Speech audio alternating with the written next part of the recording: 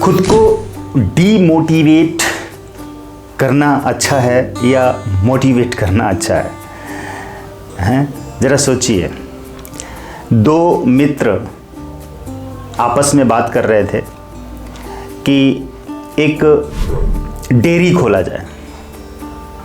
Dairy खोलने का विचार आया और सोचा कि बहुत पैसा कमाएंगे।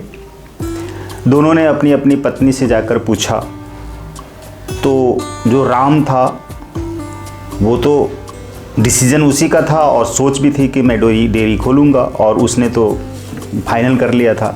जो श्याम था उसका मित्र, वो घर पे जाता है और पूछता है अपनी वाइफ से कि डेयरी खोलना चाहते हैं, पैसे कमाएंगे।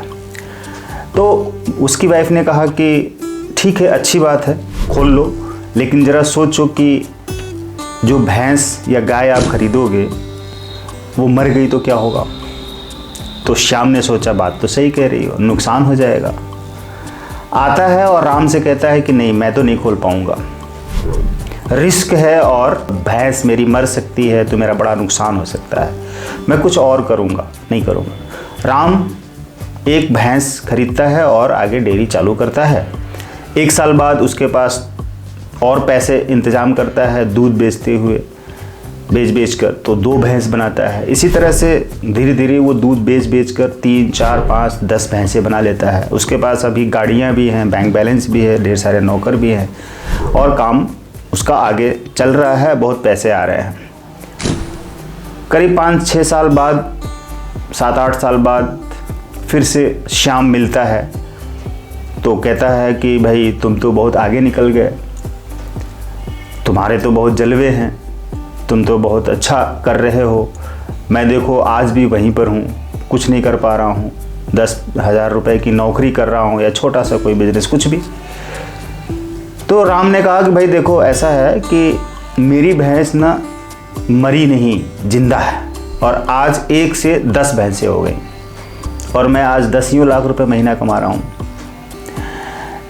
और तुम्हारी भैंस तो पहले दिन ही मर गई जो कि अभी तुमने खरीदी भी नहीं थी, और वो भैंस मर गई।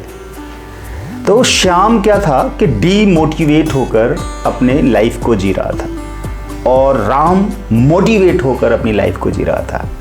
आप कौन बनना चाहते हैं, राम या श्याम? इसी तरह से आपको अपनी ज़िंदगी में आगे बढ़ना है। तो अगर आप राम बनकर जीते हैं, यानी राम जैसा उसकी तरह, तो डेफिनेटली आप अमीर बनेंगे। और श्याम की तरह डीमोटिवेट होकर, नेगेटिव सोचकर कि नुकसान हो जाएगा तो क्या करेंगे, तो आगे नहीं बढ़ पाएंगे। तो मेरे ख्याल से आपको आगे बढ़ना चाहिए और मोटिवेट रहना चाहिए। राइट? Thank you.